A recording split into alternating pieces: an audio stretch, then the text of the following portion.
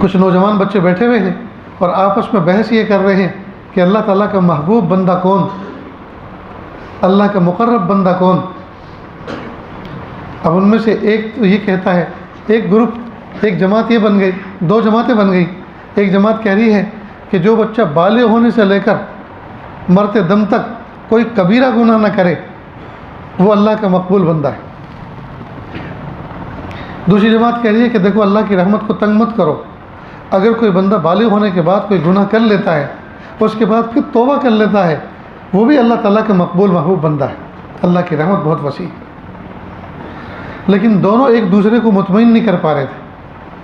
سامنے سے ایک سفید ریش، سفید داڑھی والے بوڑھے گزر رہے تھے، ان کو روکا کہ بڑے میاں ذرا رکیے، ہمارے درمیان اختلاف ہو گیا ہے، اللہ کا محبوب بندہ کون ہے؟ کچھ یہ کہہ رہے ہیں، کچھ یہ کہہ رہے ہیں، آپ بتائیے کہ اللہ کا محبوب بندہ ہے کون؟ ہم آپ کو فیصل بناتے ہیں ہمارے درمیان، جو آپ کہیں گے ہم دونوں مانیں گے۔ انہوں نے فرمایا کہ دیکھو بھائی، میں کوئی عالم فاضل تو ہوں نہیں کہ قرآن و حدیث سے دلیل کے ساتھ مدلل بات کروں، میں ایک جلاحہ ہوں، کپڑے بننے کا کام کرتا ہوں،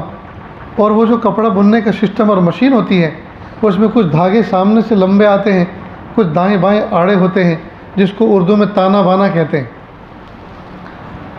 تو جب میں کبھی کپڑا بننے کے لیے بیٹھتا ہوں اور سامنے کی طرف سے آنے والا کوئی دھاگا لمبا وہ ٹوٹ جاتا ہے تو میں اپنی جگہ سے اٹھ کے جاتا ہوں اور دونوں کنارے پکڑ کر بسم اللہ کہہ کے اس میں گرہ لگا دیتا ہوں، اور گرہ لگانے کے بعد پھر کپڑا بننا شروع کرتا ہوں،